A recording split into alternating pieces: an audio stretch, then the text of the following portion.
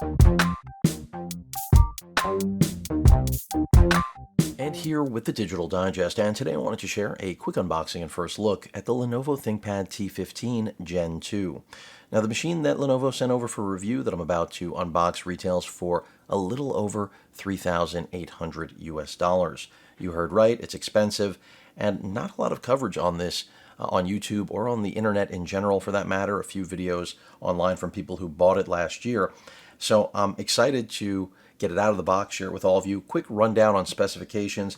We've got an Intel Core i7 11850H processor. It is vPro certified, Windows 10 Pro out of the box, an Nvidia RTX 3080 with 16 gigs of VRAM, although it is the Max Q variant. Of course, I'll be testing to double check that. 32 gigs of RAM, a 1 terabyte Gen 4 NVMe SSD drive, a 15.6-inch IPS full HD panel. It is only 60 hertz to my knowledge, Wi-Fi 6E, and that's pretty much it. 3-year warranty with Lenovo. So let's go ahead and get this thing out of the box and see exactly what we are working with.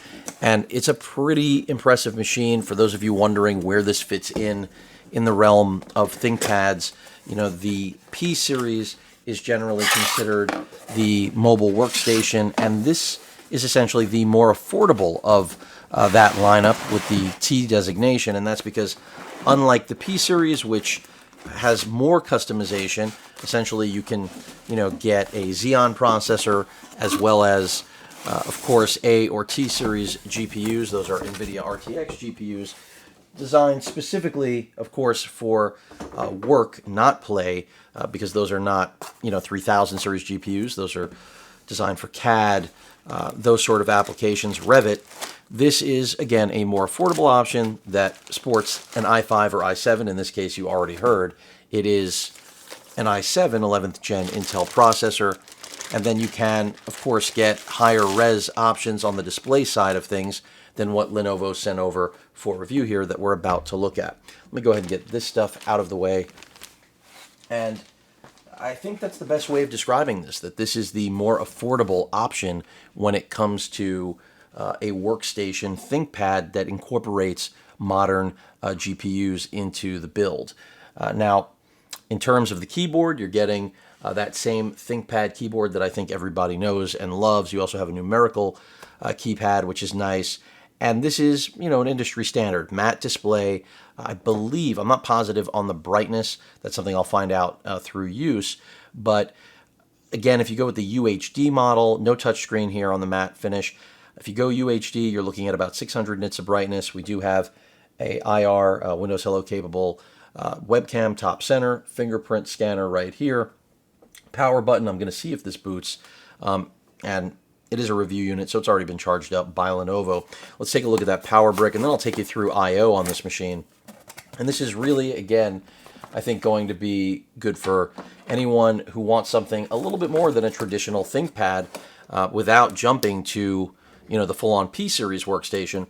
We've got a 230-watt power supply, which is what I expected to see, and of course its companion to make the run to the wall.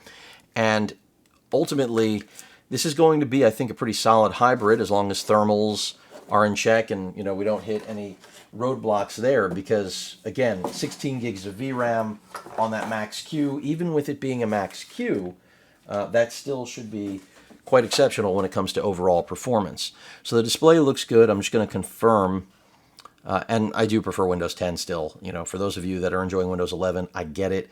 I'm using it. I don't love it, but it works, let me put it that way. And this is a full HD panel, what I expected. Again, no touchscreen. I'm fairly certain if this can't be configured with touchscreen, I know, of course, the P series, I believe, can. And these are really, my best way of putting it, industrial-style machines. They say business in terms of their design language. They feel like it. They are heavy.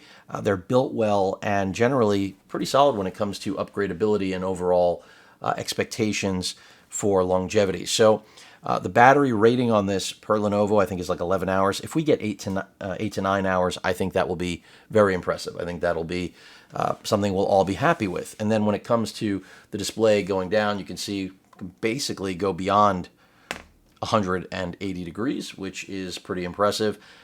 utilization for that, I don't know, but this is something that we tend to get a little bit hung up on, having that flexibility. And I guess in many cases, it's better to have it than not.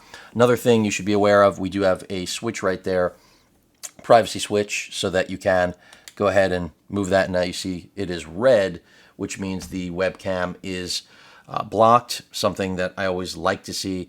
They used to employ, not Lenovo, but manufacturers went with software solutions with buttons. I still think the good old physical switch is probably one of the best ways to ensure that you actually have privacy when you demand it. But build quality here looks excellent. It's not going to pick up a lot of fingerprints with the soft touch finish. And it's just, I expect it to be a performer. What else can I tell you? With that 3080, with that Core i7 processor, let's take a look at I/O. So first and foremost, full-size SD card slot. I anticipate it's, of course, UHS 2 speed. I'll find out. Type A USB port, Kensington lock, go around to the back. That's where all of the action is.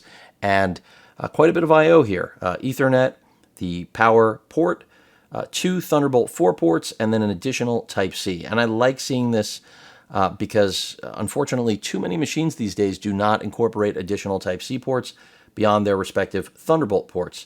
And you might think that that's a no-brainer, but it isn't. Apparently, manufacturers aren't on board with that idea. So I'm glad to see this. It's always a sign of a more modern machine. Not in love with machines where we only have Type-C or Thunderbolt connectivity, even though they can do everything. It's good to have, essentially all the I/O that you could possibly want. And then on the other side, rounding out the balance of features, again, that you would expect: HDMI out, another Type-A port, what appears to be a SIM card tray if you want to go with a machine that has a 4G. I don't think they support 5G yet, but LTE connection you can, and a headphone microphone combo jack. Plenty of ventilation. Let's take a look at the bottom of this. So we've got easy access, as usual, for the most part, with Lenovo's lineup, to what should be the RAM as well as the NVMe drives. Again, Gen 4 support here. I'm expecting good stuff out of this. Just an interesting, I say, alternative, again, to that P series, which, if, and you can see my fingerprints disappearing there, if you don't have a problem with the pricing structure on the P series, then obviously you'll stick with it. But remember, you're not going to get a 3080 with that lineup. That is specifically for content creation of another sort. So I see this as a more consumer-grade workstation. The other one really trying to appeal and stay strictly in the lane of, a professional workstation that doesn't blur the line. So I think this is definitely better for the majority of users. The other one, very specialized to architecture, engineering. I think those are its strong suits, video rendering, video editing, of course, whereas this can do a little bit of everything. So if you are one of those people but actually would like to game, then you're going to find a better balance here with the 3080 Max Q with 16 gigs of VRAM, if, again, this performs as I hope it will. Keep in mind that this is a business machine at the end of the day, not a gaming laptop, so I don't expect it to perform like a Legion series Lenovo. That's just not what I expect. This is meant to look like a business machine, a workstation. It in fact looks and feels exactly like the P series, and that's the beauty of this, but you've got a 3080 under the hood. So impressive stuff. Definitely one of the, I would say, most robust machines right now with a 3080 sitting in it. No question about it. Typically, you'd expect to see an A series GPU or a T series GPU, not a 3080 in a machine like this. But every manufacturer has their variety of mobile workstation that leans towards, obviously, again, what Lenovo's doing here with the P series versus the T series.